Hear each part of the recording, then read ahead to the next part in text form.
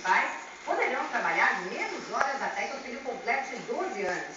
Antes, a jornada reduzida valia até os 8 anos de idade. Nós vamos falar agora sobre uma atriz de 29 anos que já atuou em mais de 30 filmes. Scarlett Johansson... Mel, pega ela, Mel, pega! ...de fotos íntimas para milhões de pessoas na internet no fim do casamento de 3 anos. Mas nada parece afetar a autoestima da mulher eleita 2 vezes a mais sexy do mundo. Scarlett Johansson é conhecida por ser muito discreta. Há 2 anos, ela teve a intimidade exposta na internet. Essas fotos foram roubadas do e-mail pessoal da atriz. Em poucos minutos, foram vistas por milhões de pessoas ao redor do mundo. A polícia americana entrou em ação. Um hacker foi acusado de invadir o e-mail da atriz e roubar as imagens. Ele pegou 10 anos de prisão.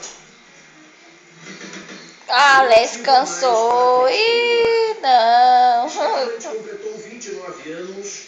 Mel, pega ela, Mel, pega. Ixi. Ela já participou de 39 filmes, 5 séries de TV e ganhou inúmeros prêmios importantes do cinema. Aliás, o último foi há menos de um mês. Scarlett foi eleita melhor atriz no Festival de Roma. Cansou? Ela também é boa de gogó. Leca, pega. Pega, Leca, ela. Garota propaganda de inúmeras grifes internacionais. Ai. Scarlett Johansson trabalhou duro para provar para o mundo que é muito mais do que um rostinho bonito.